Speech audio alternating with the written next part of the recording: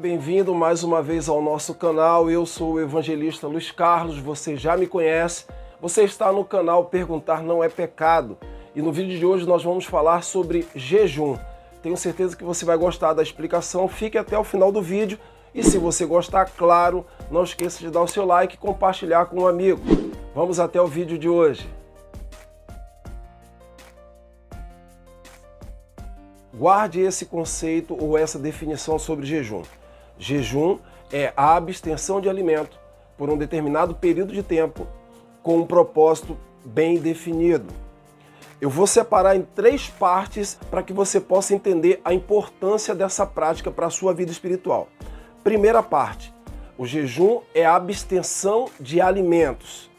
Muito embora algumas pessoas façam jejum até mesmo de televisão, o jejum necessariamente precisa ser a abstenção, ou seja, deixar de fazer uso ou ingestão de algum tipo de alimento. Então, eu gostaria de trazer uma explicação, primeiro, fisiológica sobre essa prática. Quando alguém decide abrir mão de se alimentar, ela está indo contra a sua natureza. E eu vou explicar por quê. Existiu, melhor dizendo, um americano chamado Abraham Maslow. Ele desenvolveu uma teoria sobre a hierarquia das necessidades humanas. E na base dessa hierarquia estão ali as necessidades fisiológicas, que é, por exemplo, dormir, beber água ou ingerir alimento. Uma pessoa que tenta lutar contra a sua natureza para não dormir, ela consegue ficar um dia sem dormir. Talvez ela consiga ficar 2 dias sem dormir. Mas no terceiro dia, em algum momento, essa pessoa vai apagar. Ela simplesmente vai pegar no sono sem nem perceber. É por isso que muitos acidentes acontecem quando as pessoas lutam contra o sono, ou seja, lutam contra a sua natureza, e elas terminam tentando dirigir com sono e causando acidente. Da mesma forma, é em relação aos alimentos. Quando uma pessoa decide não se alimentar, ela está indo contra a sua maior necessidade fisiológica, que é a ingestão de alimentos. E todas as vezes que alguém faz isso, ela está abrindo mão de alimentar o seu corpo físico e, inevitavelmente, ela vai cumprir a palavra falada por Paulo aos Gálatas, no capítulo 5 e no verso 17. Paulo vai dizer que existe uma batalha travada entre a carne e entre o espírito. E todas as vezes que você alimenta mais a sua carne, você enfraquece o seu espírito. Todas as vezes que você alimenta mais o seu espírito, você enfraquece a sua carne. Como que eu posso usar isso, essa explicação fisiológica, para a minha vida espiritual? É simples. Se você consegue vencer a sua maior necessidade, que é a necessidade fisiológica, o seu corpo deseja, necessita, precisa de alimento, e você decide lutar contra isso, significa dizer que todas as outras necessidades do seu corpo físico, elas serão vencidas, porque você simplesmente consegue vencer aquilo que é mais importante para o seu corpo. Segunda parte, o jejum não só é a abstenção de alimento, mas ele precisa ser por um determinado período de tempo. Se você for olhar na Bíblia, você vai ver que pessoas jejuaram uma única vez. Por exemplo, os judeus, no Yom Kippur, no dia da expiação, no dia do perdão dos pecados, todos eles jejuavam. Se você olhar a história de Esther, você vai ver que Esther jejuou por 3 dias, ela e suas servas, Mardoqueu, seu tio, primo, e os seus amigos, os judeus que estavam ali em Suzã.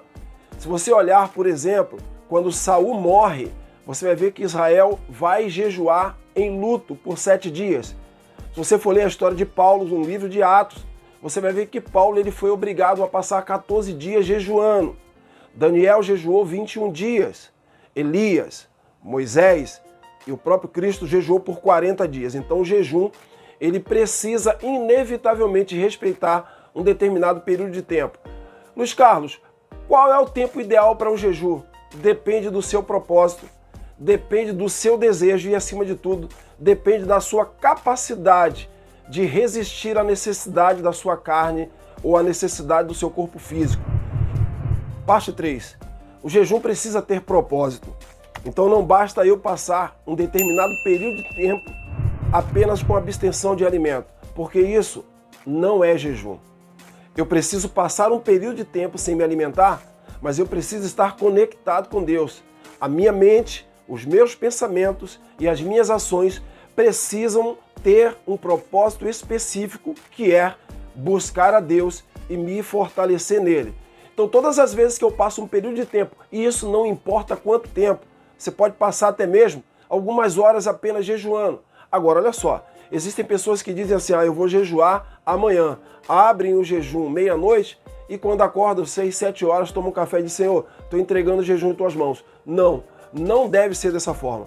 O jejum precisa passar por um período em que o seu corpo estava acostumado a se alimentar.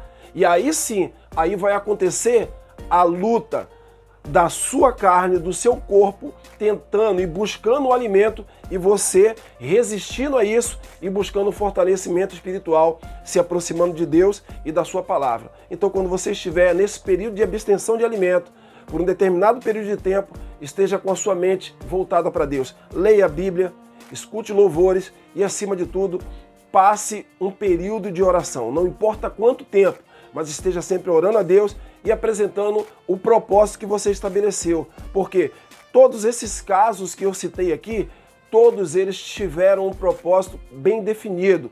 Então nós jejuamos quando estamos em um momento de agonia, quando estamos em um momento de luta, quando estamos em um momento de perseguição, quando estamos precisando de uma resposta de Deus, quando estamos precisando nos fortalecer no Senhor. Então todo jejum precisa ter um propósito bem definido.